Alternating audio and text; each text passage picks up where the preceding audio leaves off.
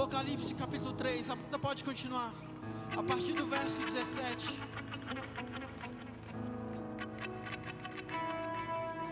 Diz assim: você igreja, você diz, sou rico, estou bem de vida e não preciso de nada, mas você não sabe que é infeliz, sim, miserável, pobre, cego e nu. Então Jesus vem e diz: aconselho que você compre de mim ouro refinado pelo fogo, e que você seja de fato rico, com vestes de vestir, a fim de que a vergonha de sua nudez não fique mais evidente, e colírio para os olhos, a fim de que você possa ver.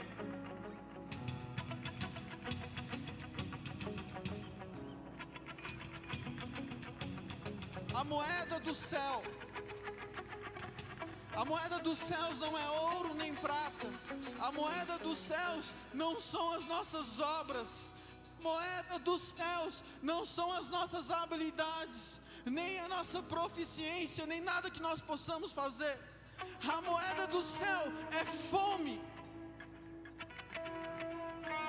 Quando nós apresentamos com fome diante do Senhor, nós encontramos resposta. Quando nós admitimos que nós somos pobres, cegos e nus, que nós precisamos de Jesus, nós precisamos de ouro, nós precisamos de vestes brancas e nós precisamos de colírio. E como é que nós podemos comprar isso? Com fome. O segredo está na fome. Como a terra, como essa terra, esse plano terreno, ele é regido por leis da física, muito parecida no céu. Não existe uma lei de ação e reação. Da mesma intensidade que nós imprimimos força em algo, é devolvido. A intensidade de fome que nós temos vai ser a resposta que nós iremos receber. Então eu quero que você cante mais uma vez. Fere meu coração com a ferida de fome por ti. Fere meu coração com a ferida de sede por ti. Ensina-me a clamar e a suplicar até que o Senhor venha. Declare mais uma vez. Fere meu coração como a ferida de fome por ti. Fere meu coração como a ferida de sede por ti. Ensina-me a clamar e a suplicar até que o Senhor venha. Vamos! Até que o Senhor venha. Eu vou clamar até que o Senhor venha. Eu não vou descansar Até que o Senhor venha. Eu vou gastar a minha vida diante do teu altar, diante do teu altar, até que o Senhor venha. Eu vou clamar até que o Senhor venha. Eu não vou descansar até que o Senhor venha. Eu vou gastar a minha vida diante do teu altar, Deus, diante do teu altar.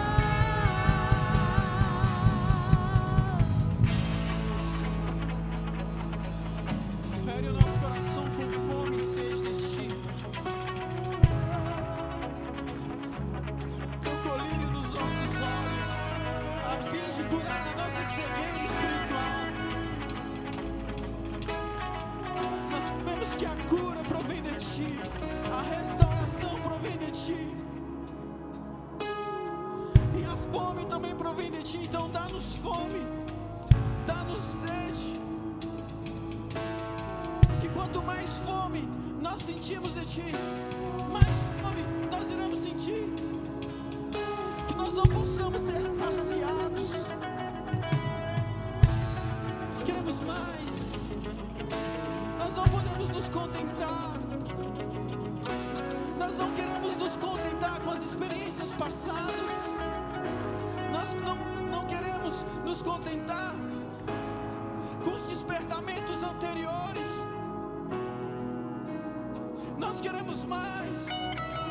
Nós queremos mais. Oh, nós somos a Tua noiva. E junto com o Espírito, nós clamamos: vem, vem. Porque o Espírito e a noiva diz: vem. Ramanarás. Oh, Santo, Santo, Santo. Por um minuto, faça a sua oração de entrega. A sua oração.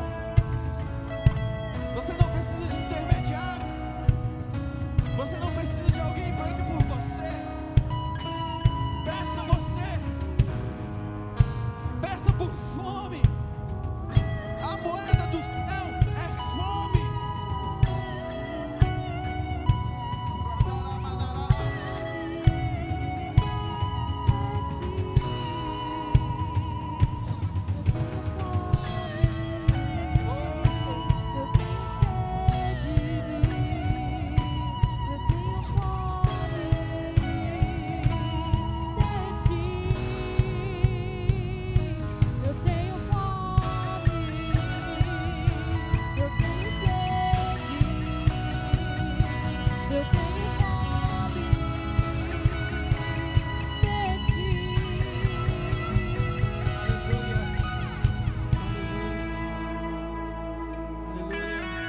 Dá uma glória a Deus bem forte. Santo, Santo. Fala pra banda ficar no back.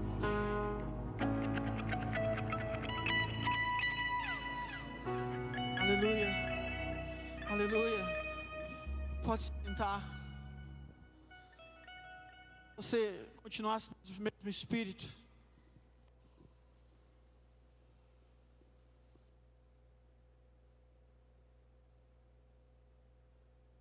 Amém? Amém. Glória a Deus. Amém. O culto das crianças, pode colocar aqui o cartaz. Continua a banda pode continuar aqui. Nós vamos fazer algo diferente. As crianças podem ir lá para o culto do MVA Kids, culto infantil. A Yasmin está bem ali. Enquanto isso, eu quero que você abra sua Bíblia em Efésios.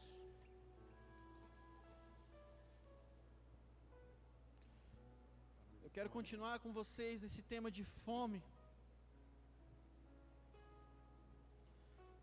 Mas antes a gente tem que dar uma pincelada a respeito da igreja. Abra sua Bíblia em Efésios, no capítulo 2.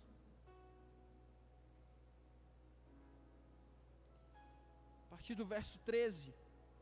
Coloca pra gente. Aleluia.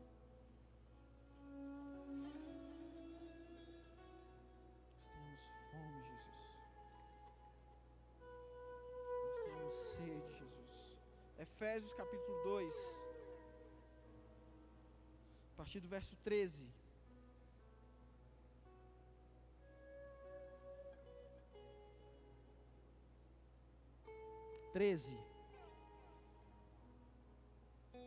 Isso.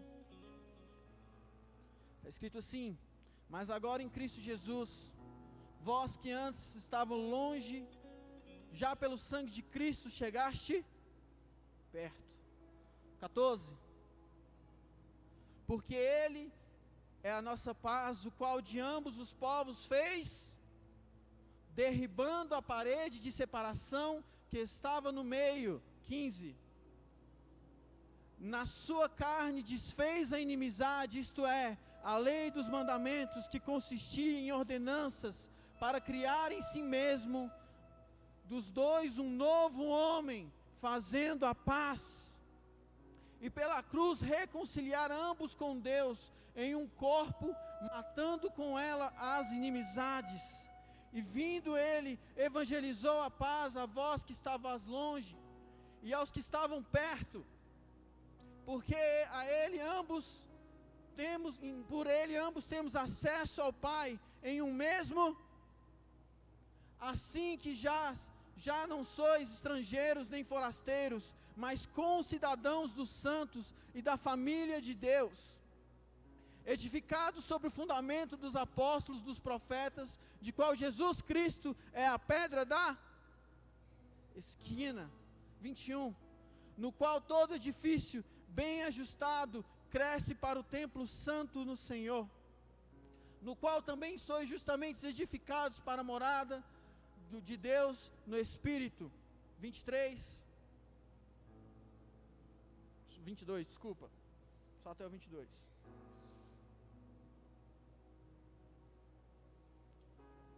A gente vê nesse trecho aqui que existia um muro de separação. E nós percebemos que ele fala de dois povos, na verdade. Judeus e... Não escutei. Judeus e... Ou gentios, vamos chamar gentios. Se você quiser anotar isso, anote essas três coisas. Muro de separação. Havia um muro de separação. Judeus e gentios.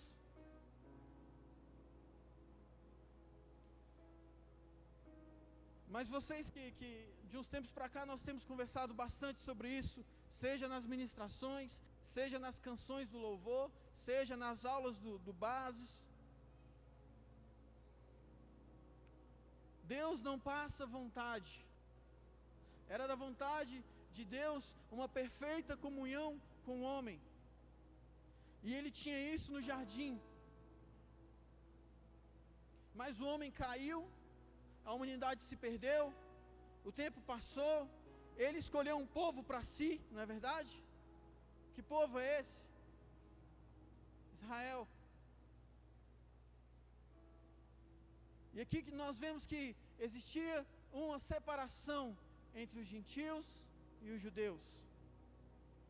Mas Cristo derrubou esse muro e tornou todos irmãos e concidadãos, co-herdeiros.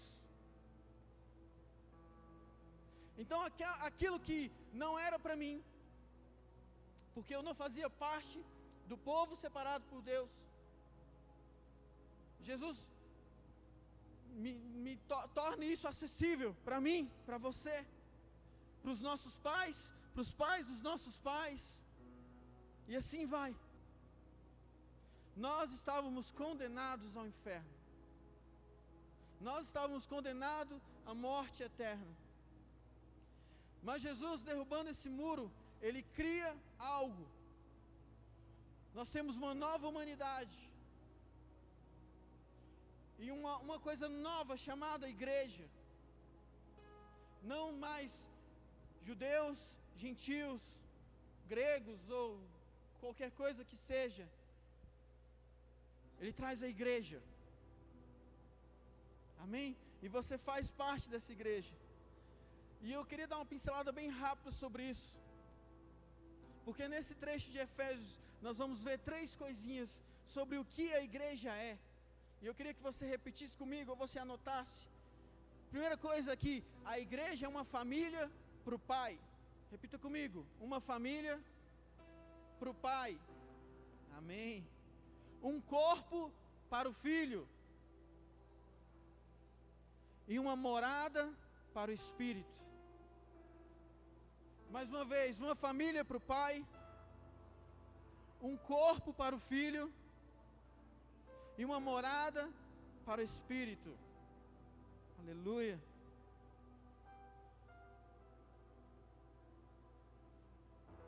Quando nós vemos a família, nós podemos relacionar isso com comunhão profunda. Agora nós somos todos co-herdeiros com Cristo, participantes com Ele. Então essa pessoa que está atrás de você ou do seu lado, essa pessoa que às vezes você não tem muita afinidade com ela, essa pessoa é seu irmão. Amém? É o seu irmão. Então, nós temos uma comunhão profunda. E é engraçado que nós podemos achar isso em outros grupos. Não sei, num time de futebol, não é? Essas pessoas, elas viajam juntas, elas almoçam juntos, os jogadores, não é verdade? Almoçam juntos, vão para o mesmo hotel. Por muitas vezes, eles passam mais tempo com o seu grupo de jogadores, seus companheiros de equipe, do que com a sua própria família. Então ali existe uma comunhão profunda entre eles. E se um time de futebol não estiver entrosado, não só na parte tática, mas também na parte emocional, mas também na questão da amizade, na questão do companheirismo, esse time, ele pode estar fadado ao fracasso. Você que acompanha futebol, muitas vezes você pode ver que não, nós tivemos um técnico que uniu a equipe, que todos os jogadores eram amigos, e nós frequentávamos uma casa do outro, e isso é muito comum. E os estudiosos das empresas, eles começaram a perceber que não era só necessário você ter habilidade naquilo que você se propõe a fazer, mas que você aprenda a se relacionar com as outras pessoas, que você tenha soft skills, que você consiga comungar com as pessoas. Isso é parecido com a igreja, não é verdade? Mas não é a igreja. Um corpo para o filho. A gente pensa aqui que um corpo vai fazer uma coisa só, não é verdade? A cabeça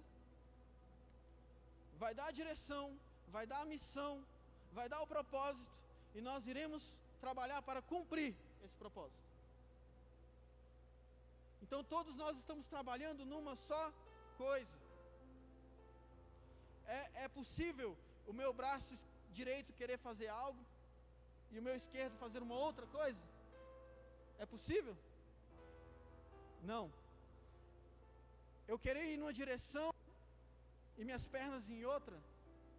Não. E assim é com a igreja, e assim é com o time de futebol. Se toda aquela equipe não se propor, não se dedicar a cumprir aquilo que é proposto, a missão, como é que nós vamos jogar essa partida aqui? O que cada um tem que fazer? Qual é a função que cada um tem que cumprir? Se todo mundo não se propor a cumprir com excelência, com toda vontade, com toda disposição e com todo empenho, a sua missão está fadada ao fracasso. Mais uma vez, parece com a igreja, não é verdade? Mas sabe o que nos diferencia?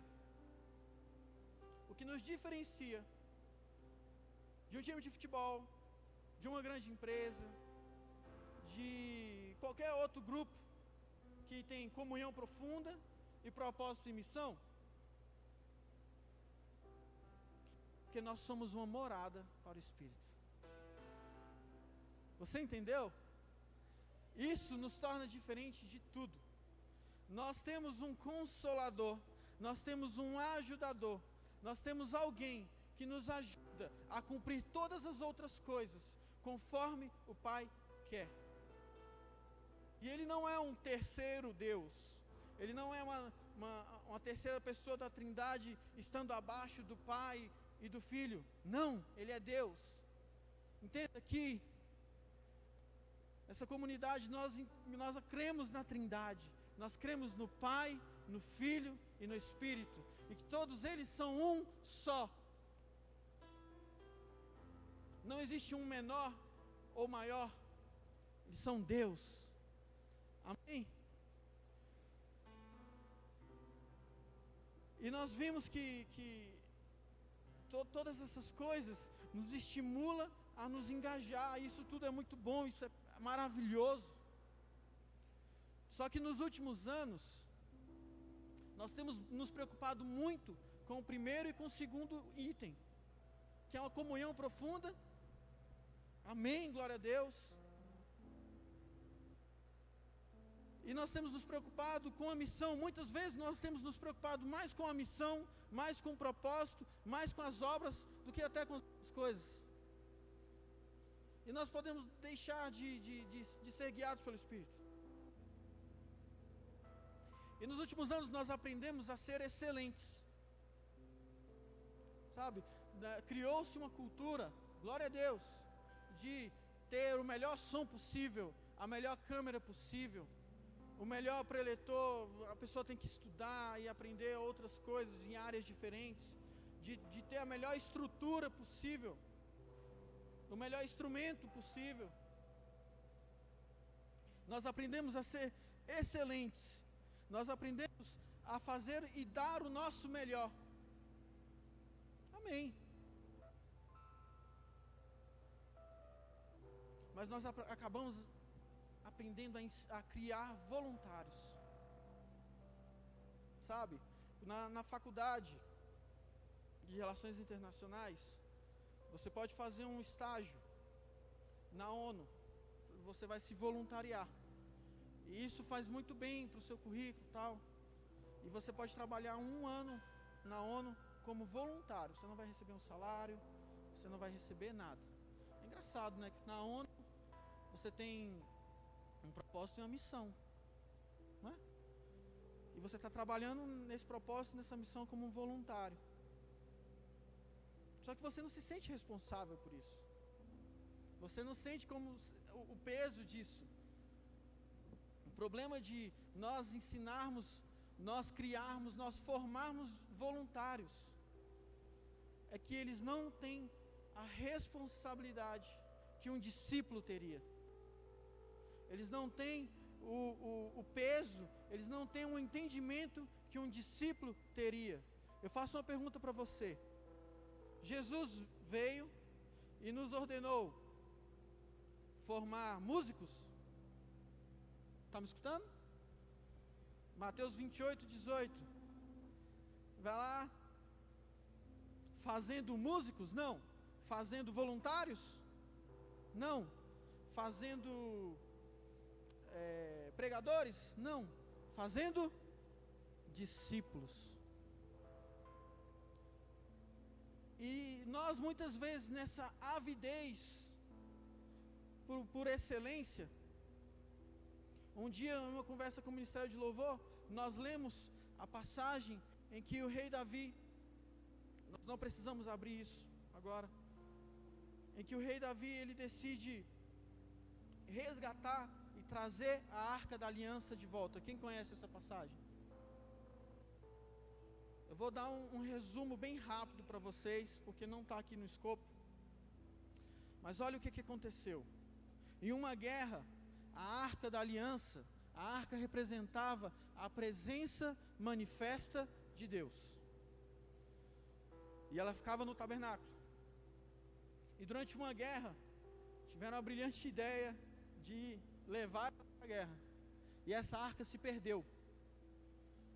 E o tempo passou, Saul foi coroado rei.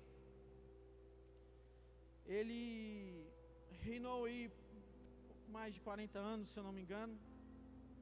Eu não tenho de cabeça. Mas para pensar. Durante todos esses anos, o tabernáculo continuava funcionando normalmente. Todas as liturgias do tabernáculo, todos os procedimentos, todos os protocolos, eles continuavam funcionando normalmente. Durante todo o reinado, vamos colocar 40 anos. Mas a presença não estava lá. Imagina, um local todo que funcionava em torno da presença, sem a presença. E será que Saul estava preocupado mesmo com isso? Porque reinou, durante todo o seu reinado ele não se preocupou com isso. Então Davi decide trazer a arca de novo, que estava na casa de Obed-edom. E ao trazer a arca de novo, o que ele pensou? Eu acho que ele tinha a melhor das intenções. Ele deve ter escolhido a melhor carroça, o melhor cavalo, a melhor roda, tudo. Ele deve ter escolhido os melhores soldados, não sei, para carregar a presença. Só que não era assim que se carregava a presença. E o que aconteceu? Ao tocar na arca, ele foi fulminado. Ele morreu instantaneamente. Então, por muitos anos, nós aprendemos a dar o nosso melhor. Nós aprendemos a fazer o melhor. Mas nós não aprendemos a obedecer a Deus. A pergunta é: Deus queria que fosse com carros? Deus queria que fosse com bois ou cavalos, não sei. Não. Tinha uma forma certa de carregar a presença. E Davi aprendeu a carregar a presença depois disso. E eu queria dar continuidade, porque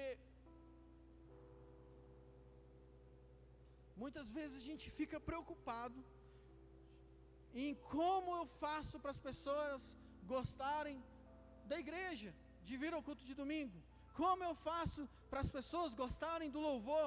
Como eu faço para as pessoas gostarem do meu grupo de discipulado? Como eu faço para as pessoas gostarem da minha aula? Como eu faço para as pessoas gostarem de mim? E assim trazer as pessoas para a igreja? Essa é uma pergunta importante para a gente, só que ela é uma pergunta secundária. Sabe, como eu faço para as pessoas gostarem de vir para a igreja? Será que é um som muito alto? Será que é um som muito baixo? Será que é uma luz acesa? Será que é uma luz apagada? Será que é o estilo de música tal, X, o estilo de música Y? Como será que nós devemos falar? Como será que nós devemos abordar as pessoas? Tudo isso é importante, mas é secundário. Porque a pergunta certa é: como eu faço para Deus vir? Essa é a pergunta. A gente esteve em Bragança um tempo atrás, eu e a Tayane, e a gente teve um momento lá de conversa com os pastores. E ele fez uma analogia, o pastor Douglas Gonçalves, ele fez uma analogia muito legal para a gente. De todo esse momento que nós contei, de tudo que nós estamos fazendo desde a pandemia. E ele fez uma analogia muito boa, que é: sabe quando a gente vai cavar um poço artesiano? Alguém já teve a experiência de participar de uma perfuração de um poço? Ninguém aqui? O irmão participou. A Andréia, quem mais? Levanta sua mão aqui. Guilherme, Edinho, lá no fundo. A irmã. Então, alguns de vocês já viram como funciona o processo de uma perfuração de um poço artesiano.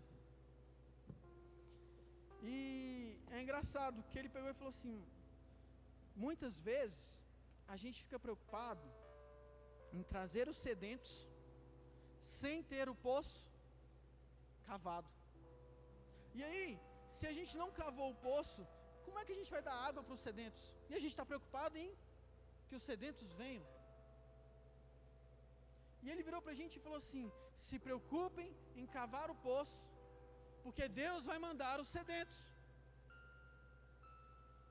E por coincidência, ano passado, lá na chácara, nós passamos por um processo de ter que furar um novo poço artesiano, porque o outro que tinha já estava, se eu não me engano, desbarrancando, a água já não estava legal.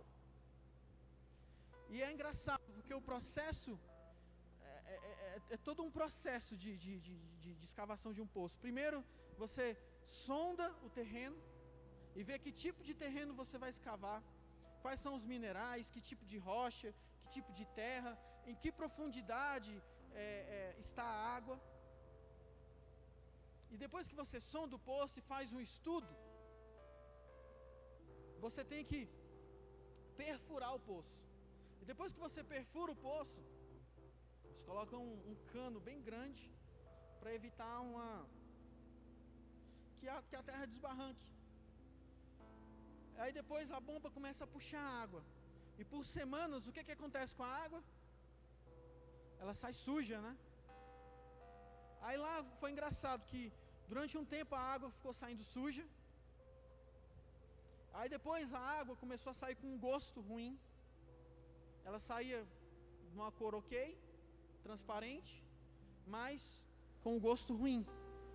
E eu vou te falar que vai fazer mais de um ano que a gente furou. Agora que a água está começando a ficar potável. Olha o processo.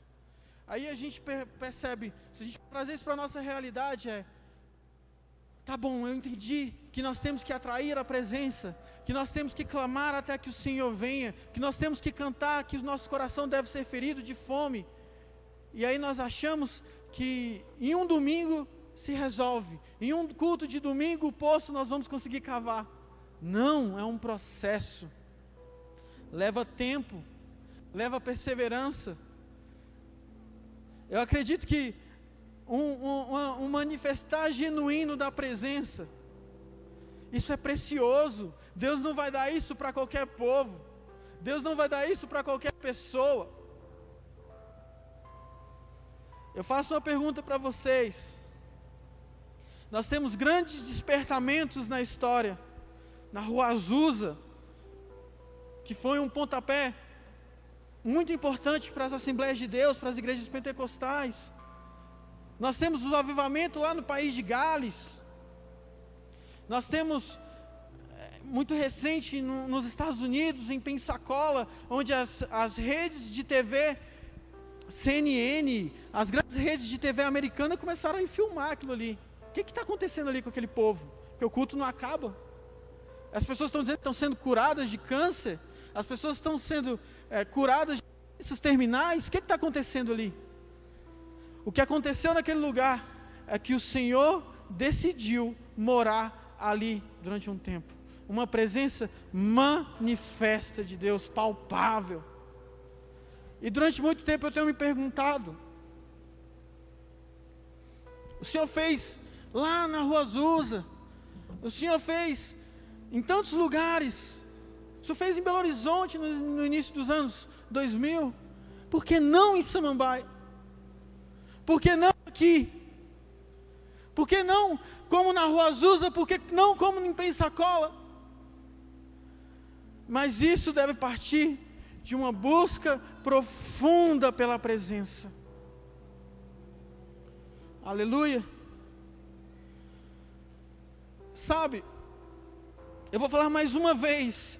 Está na hora da gente começar a se preocupar em cavar o poço, porque Deus vai começar a mandar os sedentos.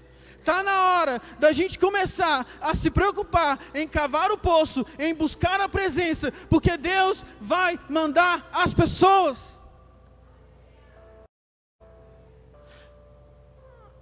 As promessas de um templo cheio não é para agradar o nosso coração, não é para satisfazer o nosso ego, não.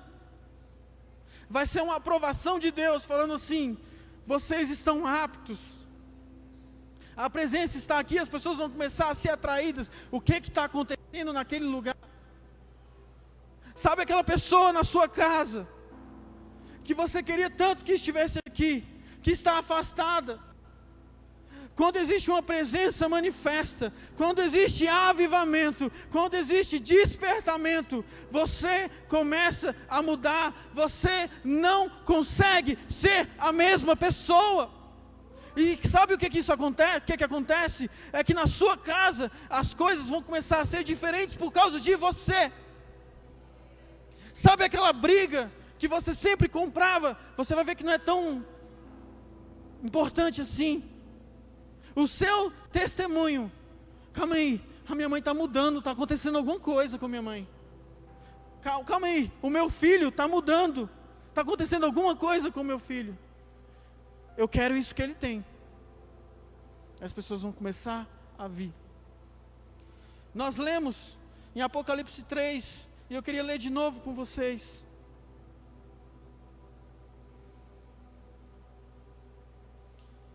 Apocalipse 3:17, abra sua Bíblia.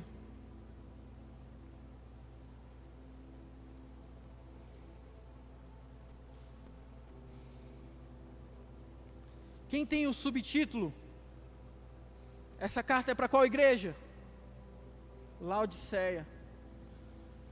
Laodiceia era uma igreja que estava funcionando sem a presença. Parece lá com um tabernáculo, né? Todo mundo trabalhando, todo mundo fazendo as coisas sem a presença.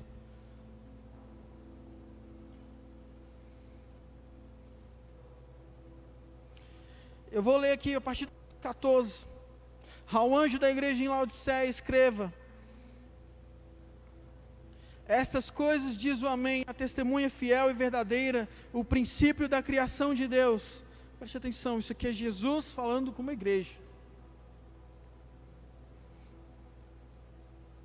Eu conheço as obras que você realiza, que você não é frio nem quente. Quem dera você fosse frio ou quente, porque você é morno, e não é quente nem frio, e eu estou ao ponto de vomitá-lo da minha boca. Você diz assim: eu sou rico e estou bem de vida, e não preciso de nada, mas você não sabe que é infeliz, pobre e miserável, cego e nu. Eu aconselho que você compre de mim ouro refinado pelo fogo, para que você seja de fato rico, e que compre vestes brancas para se vestir, a fim de que a vergonha de sua nudez não fique evidente, e colírio para ungir os teus olhos, a fim de que você possa ver. Muitas vezes a gente canta assim, a gente usa esse versículo: estou à porta, quero entrar. Não é verdade? A gente usa isso como algo evangelístico. Jesus está querendo ir morar no seu coração, não é? Só que, gente, o contexto disso é: Jesus está do lado de fora da igreja, querendo entrar, e está tudo funcionando. Estamos cantando as canções da presença, estamos orando, estamos pregando por cura, por tantas coisas, e Ele está do lado de fora batendo, porque é literalmente como se nós estivéssemos pobres, cegos e nus.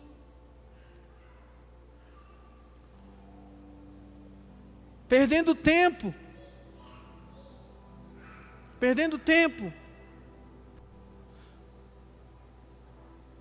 Isso é pesado o que eu vou falar. Pode ser que o pastor até brigue comigo.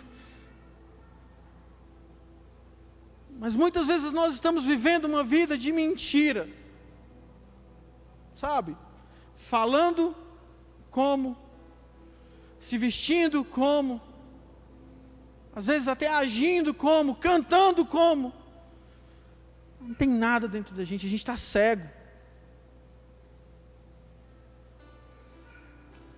Porque a gente acha que é autossuficiente, porque a gente acha que a minha capacidade de fazer as coisas é o suficiente, que a gente acha que as primeiras experiências que nós tivemos já é o suficiente, que as cinzas, nós ficamos vivendo das cinzas dos moveres passados, sabe?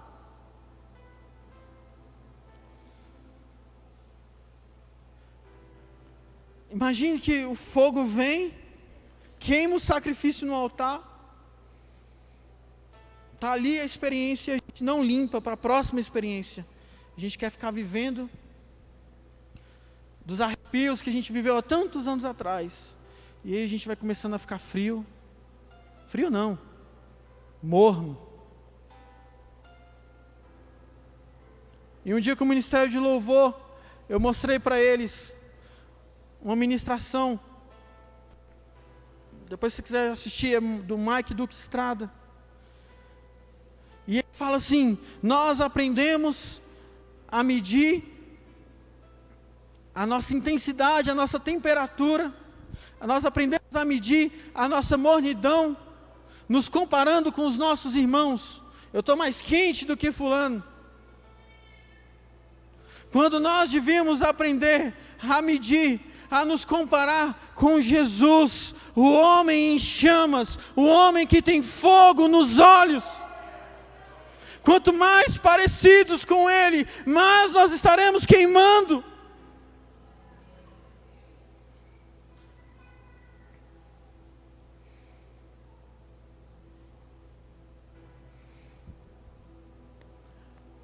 E como é que eu faço para parecer com Jesus? Como é que eu faço para queimar? Como é que eu faço para a presença vir? Reconhecendo quem eu sou. Fala assim: eu sou pobre, eu estou cego, eu estou nu. Quando você reconhece isso, e olha, meu amigo, não sou eu que vou te convencer, isso tem que ser o Espírito Santo. Isso tem que ser um convencimento do Espírito Santo, de você falar assim: eu não consigo sozinho, essa vida que eu levo não é suficiente, do jeito que está, não está bom.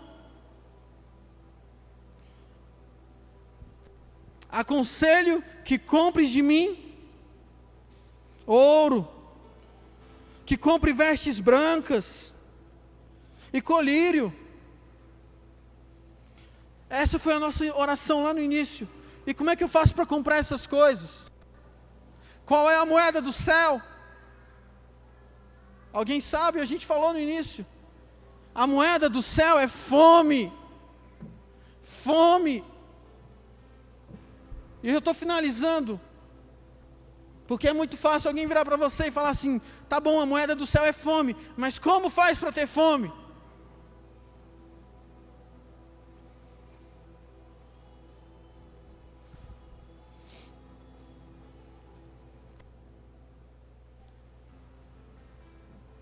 Gente, a fome,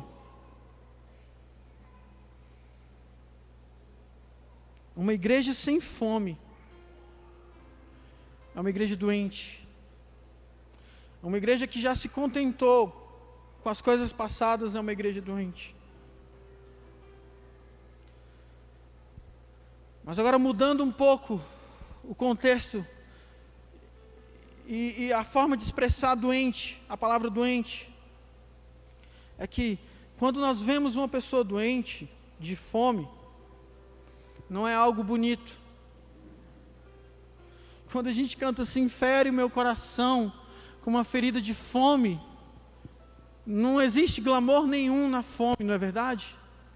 Quando você vê as pessoas passando fome, passando necessidade, não existe glamour nenhum. Mas eu queria te falar algumas coisas, que a fome ela é um sinal de humildade.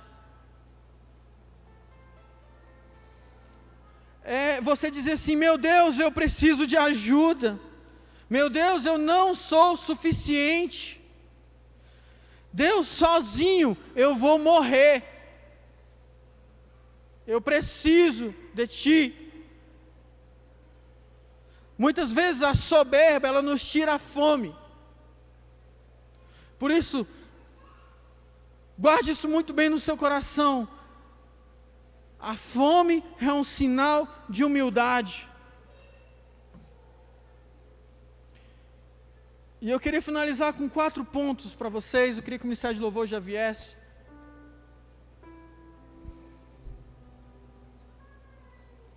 Vira para a pessoa do seu lado e fala assim: como ter mais fome de Deus? Primeiro passo é: pessoas com fome geram fome de Deus. Sabe? Tudo começa com um grupinho de pessoas que entenderam.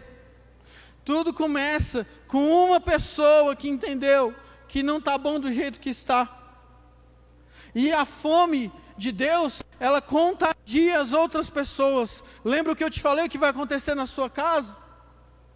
Se você tiver fome, se você estiver vivendo uma vida de fome de Deus, você vai começar a contagiar as outras pessoas.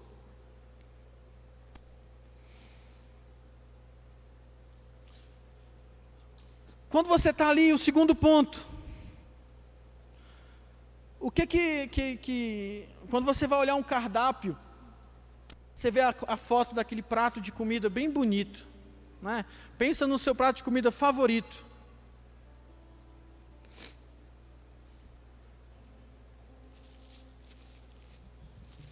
Pensa no seu prato de comida favorito. Pensa aí agora.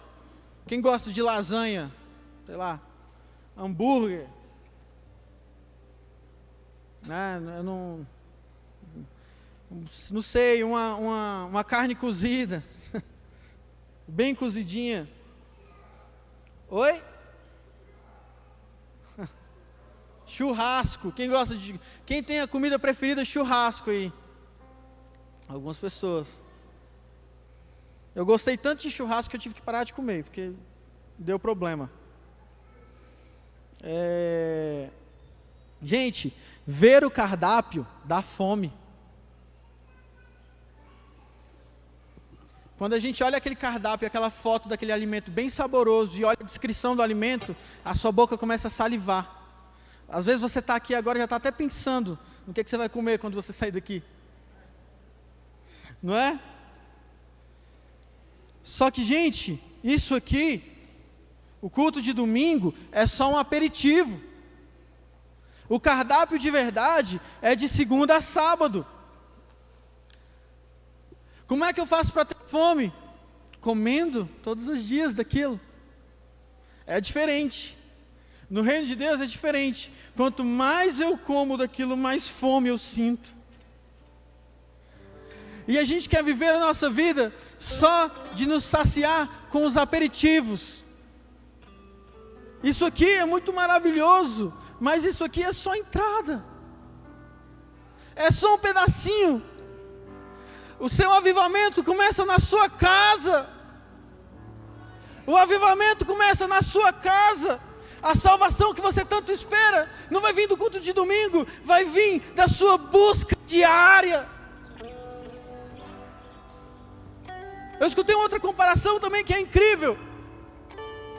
No jogo de futebol, no intervalo do jogo, existem 15 minutos para o técnico ajeitar o time, trocar o jogador, mudar a estratégia, motivar o pessoal.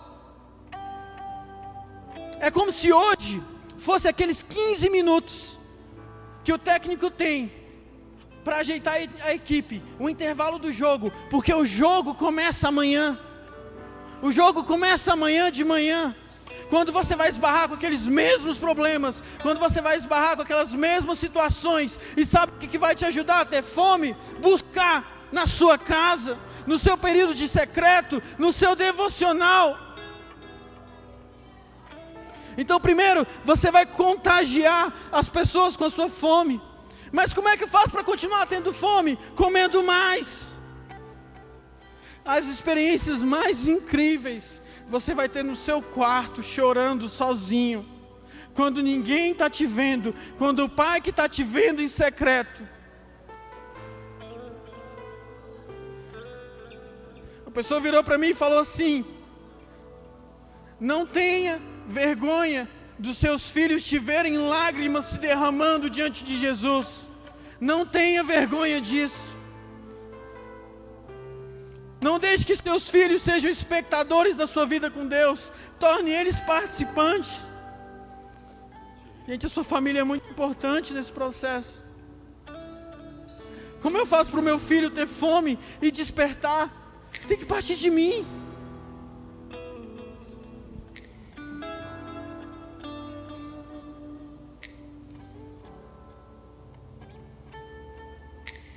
Se ver o cardápio gera fome, é isso que eu falei. Comer gera mais fome ainda. Sabe por quê? Quanto mais eu recebo, mais eu quero. Quanto mais eu te busco, Jesus, mais eu quero te conhecer. Quanto mais eu te conheço, mais eu sei que eu não te conheço ainda.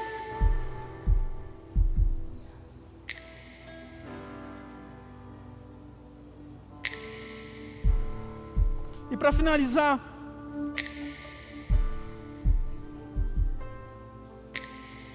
nós somos uma igreja e existe uma missão que nos foi proposta. Existe um propósito com essa comunidade, nesse lugar, nessa quadra. nessa cidade, nessa região, nesse estado, existe uma missão que foi proposta para nós. E cumprir a missão gera fome.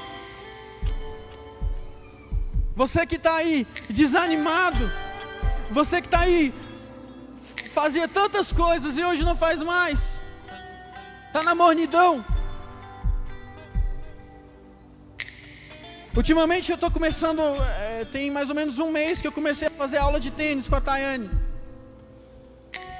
E duas coisas que é muito engraçado, é que acabou o treino, eu e ela tá varado de fome.